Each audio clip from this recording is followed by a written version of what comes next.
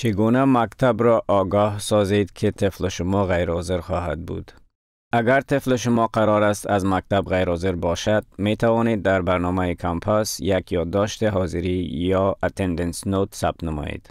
در پایین صفحه اصلی یا هوم پیج خود روی تصویر آبی رنگ شورتکاتس تاب کنید. گزینه سابمیت اتندنس نوت را انتخاب نمایید. طفلی را که می خواهید یادداشت برایش اضافه کنید انتخاب نمایید. در بالای صفحه روی گزینه ریزن تاب کنید.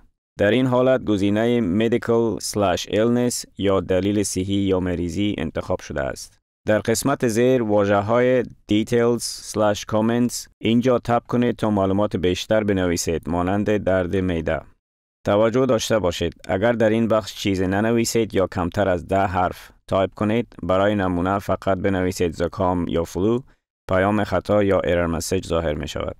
روی واژه اوکی تاب نمایید. سپس می توانید تغییرات لازم را در بخش details/comments انجام دهید. بررسی نمایید که تاریخ آغاز یا استارت دیت و تاریخ ختم یا اند دیت غیرحاضری طفلتان درست باشد. اگر درست نیست، روی تاریخ تاب نمایید و با گذاشتن انگشت خود بر صفحه و حرکت دادن آن به بالا و پایین تاریخ را تغییر دهید. اگر طفلتان تنها بخشی از روز غیر حاضر است، می توانید زمان را نیز به همان روش تغییر دهید.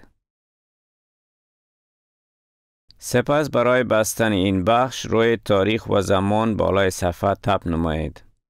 وقتی کارتان تمام شد به پایین صفحه بروید و روی دکمه آبی رنگ Add Attendance Note تاب کنید.